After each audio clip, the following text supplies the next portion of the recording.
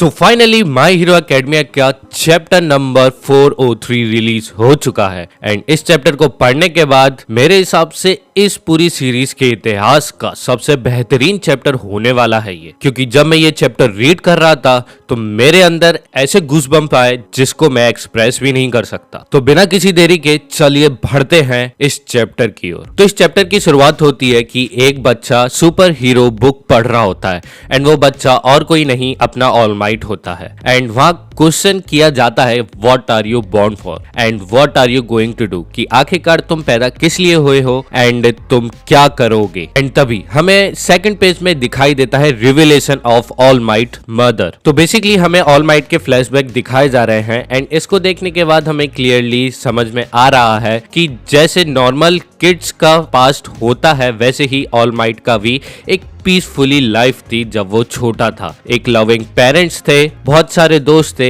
And वो बहुत खुश था अपने बचपन में, जहाँ पे ऑल माइट खुद भी बोल रहा होता है कि ये जो मेमोरी है वो बहुत ज्यादा पीसफुल है। साथ ही साथ में वो ये भी कहता है कि उसने इस पाथ पे चलते हुए सिर्फ एक काम बहुत ज्यादा किया है कि उसने जो पाथ उसने चूज किया है उसने उसी पाथ को कई बार पीछे मुड़ के देखा है, क्योंकि उसका लिया गया हर एक कदम बहुत ज्यादा इंपॉर्टेंट था। तभी हमें चैप्टर का टाइटल रिवील होता है the end of an era and तभी हम प्रेजेंट में आ जाते हैं एंड हमें देखने को मिलता है कि ऑल फॉर वन की इवल स्माइल एंड वो इस इवल स्माइल के साथ कह रहा था कि मैं तुम्हें ऐसे मरने नहीं दूंगा जैसा कि तुम चाहते हो, यानी कि वो ऑल माइट को एक हीरोइक डेथ नहीं देना चाहता है। तभी वो अपनी स्पाइक क्वर्क को यूज करके उसके ब्लास्ट को रोक देता है एंड उसका जो गॉन्कलेट रहता है वो पूरी तरीके से टूट जाता है एंड तभी वो उसका ब्लड लिक करता है। तो यानी कि अब स्टेन की जो क्वर्क है वो अप्लाई हो जाती है ऑल माइट के ऊपर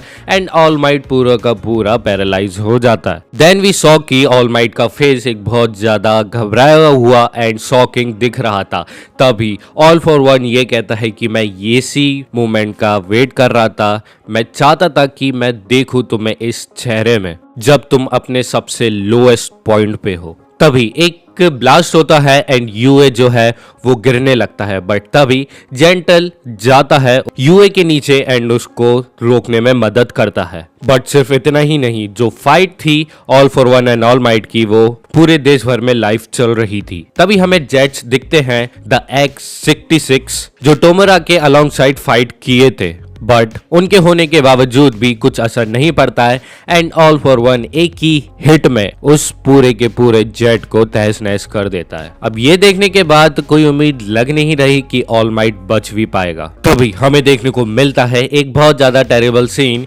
कि all for one all might को अपने सर के ऊपर उठा लेता है एंड मेरे ख्याल से वो कोशिश कर रहा है उसको बीच में से फाड़ने की। तभी हमें देखने को मिलते हैं बहुत सारे प्रेयर्स अलग अलग देश के कोनों में से। कुछ बच्चे ये बोल रहे होते हैं कि ये सच नहीं है और कुछ ये बोल रहे होते हैं कि ये वो ही ऑल माइट है जिसने मेरे को कई सालों पहले सेव किया था, ये सच नहीं हो सकता, ऑल माइट नहीं हार सकता। सब लोग मना कर रहे हैं, सब लोगों ने अपनी फिंगर क्रॉस कर ली है, वो सिर्फ उम्मीद लगाने के अलावा कुछ भी नहीं कर सकते। सभी लोग बस यही प्रे कर रहे थे कि काश कोई आ जाए एंड ऑल माइट को सेव कर ले। बट तभी हमें यूए के ऊपर से एक बहुत कर्रा ब्लास्ट होते हुए देखने को मिलता है एंड जैसे ही वहां का धुआं क्लियर होता है हमें दिखाई देता है none other than the explosion murderer god dynamite Katsuki Bakugo. So finally Bakugo is here, वो वापस आ गया है इस फाइट के अंदर। जो एंट्री है कसम से बहुत ज्यादा फ्लैशी है, लेकिन बाकुगो भी पूरे ब्लड में कवर्ड है एंड बहुत ज्यादा चोटिल भी है, लेकिन अब वो एकदम स्ट्रेट खड़ा हुआ है एंड बहुत ज्यादा चमक भी रहा है वो अपनी ओवरफ्लो एनर्जी से एंड साथ ही साथ में वो अपने हाथ में ऑल माइट का ट्रेडिंग कार्ड लेके खड़ा हुआ है। तो जैसे कि इस चैप्टर के स्टार्टिंग में हमें देखने को मिलता है कि ऑल माइट अपने पाथ के एंड पे खड़ा हुआ है एंड वो पीछे मुड़ के देख रहा है एंड हमें रोड साइड के आसपास एक बहुत सारे चमकते हुए गोले गिरे हुए दिखाई दे रहे थे। तो उनमें से ही कुछ सर्कल्स बाकुगो एंड इजुको मिडोरिया हमें उठाते हुए दिखाई देते हैं एंड वो दोनों बहुत ज्यादा खुश होते हैं एंड हंस रहे होते हैं क्योंकि उन दोनों ने अपने हाथ में ऑल माइट का ट्रेडिंग कार्ड पकड़ा हुआ होता है। तो इसका मतलब ये है कि जो पाथ ऑल माइट ने फॉलो किया था, जिस पाथ को वो काफी टाइम से एक्नॉलेज कर रहा था, देख रहा था कि क्या मैंने सही पाथ चूज किया है, तो उसका आंसर है हाँ, क्योंकि बाकुगो एंड इजुको दोनों ऑल माइट के पाथ पे चल रहे हैं। तभी हमें फाइनली इस चैप्टर का पूरा टाइटल रिवील होते हुए दिखता है, the end of an era and the new beginning.